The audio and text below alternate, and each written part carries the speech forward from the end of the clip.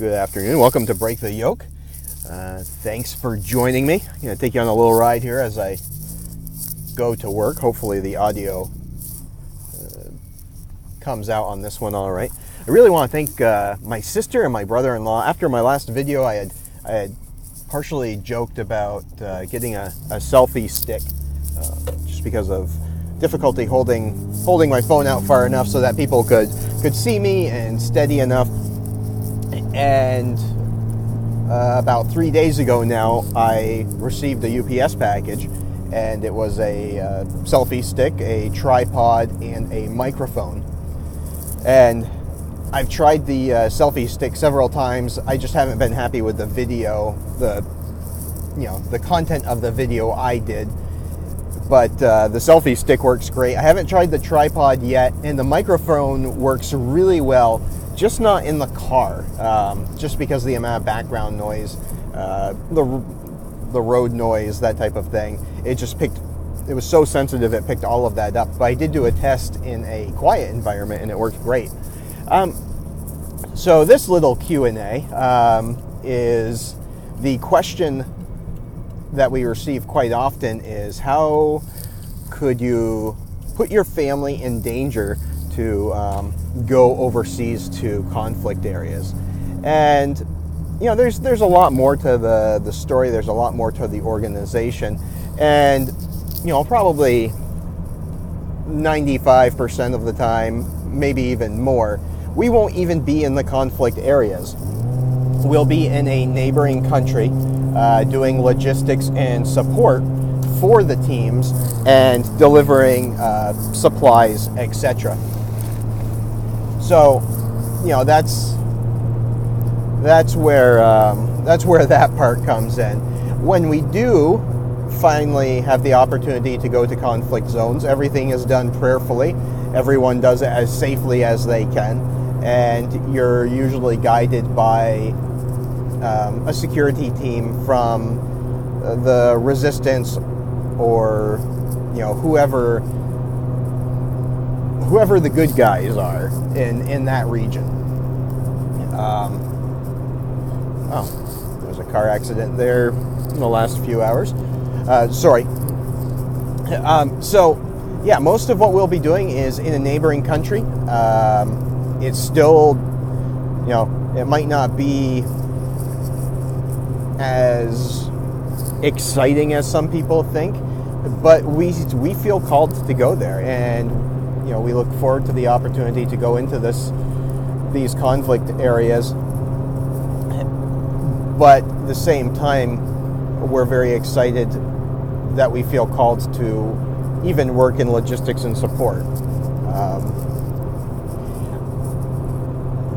The other reason is, when we do have the opportunity and we feel led to go into these conflict areas,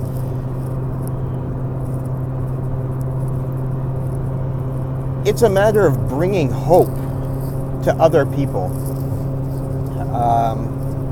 You don't just reverse the roles and really put your heart into it and think about it.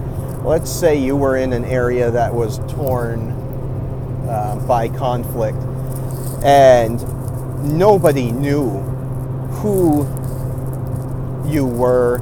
They didn't know about the war. There was just very little hope because the word hadn't really gotten out. Now there's a little bit more access with the internet, with iPhones and Facebook, that type of thing, where some of the people are able to get the news out about the situations, but the government is still, the military junta government is still pretty good and proactive about knocking that stuff down and calling it fake news or false news very quickly. You see what they did with, since I'm going to name one of the ethnic tribes. So the country is Burma, also known as Myanmar. It's about the size of Texas, and it's been in strife and civil war since World War II. And there's a lot of history there. I won't go into it with this video. I tried a couple of times yesterday while I was shooting a video, and it just got way too long-winded and complicated and too many rabbit holes. So back in 2016, 2017, the Rohingya, a majority Muslim ethnic group, was being persecuted and oppressed, and there was an ethnic cleansing campaign against them. Now, that's not new. The military government, the military junta, has done this to almost all of the ethnic groups since World War II. And for the longest time, it was the Karen, spelled K-A-R-E-N, so like Karen, only Karen. And they did the exact same thing, maybe not necessarily at the time on that scale, but there was still a lot of really bad things, and the Karen couldn't get word out. With the Rohingya in 2016, 2017, it didn't get the coverage that it should have. But at least word was getting out. And when word did get out, they should have mentioned the other ethnic groups that were still currently and have in the past been oppressed and been victims of the Burmese government. So, that's what it comes down to, is you have all of these people, and I will tell you that they are some of the most amazing and wonderful people I have ever met, and almost everyone that I speak to who knows of them agrees. They're just wonderful people. If you want to see what's going on in Burma, Google it, go to YouTube. There are videos out.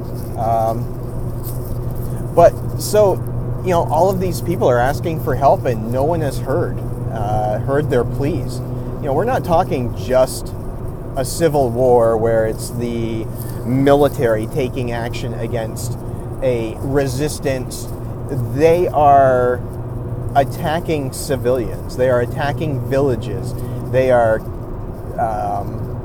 raping, torturing, and murdering people of both genders in all age ranges. It doesn't matter if it's a 2-year-old little girl or an 80-year-old woman. It doesn't matter if it's somebody with an intellectual disability. They do it to everyone. And then what they'll do is they'll set up landmines around villages so that when the villagers return to try to recover anything that was not destroyed or stolen by the Burmese government, the villagers or children will then step on the landmines. So absolutely brutal. Been going on for over 70 years, and very few people know about it. And that's another part of the reason that we feel called to go over there.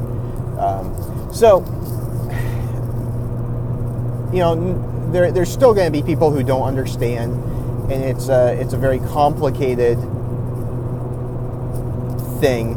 And I wish I could understand, or I wish I could make people understand, but they're not going to. And people more intelligent and more articulate than I have tried to explain why they are there, and still people question them and treat them badly. So, we're not intentionally putting our family in harm's way. But we do feel called to go to this region of the world and work at freeing the oppressed and bringing peace, love, and reconciliation. The reconciliation is a huge one. Otherwise, it's just going to continue going on. Let's say, out of a miracle, suddenly the Burmese military stopped doing what they were doing. Well, you're going to have people that are so hurt from what's been going on over the last 70 years that they are going to then still seek revenge. We really just need peace and reconciliation. It's not just there, it's everywhere. I wish, I wish it would stop. Unfortunately, it's human nature. But that's where I'm at.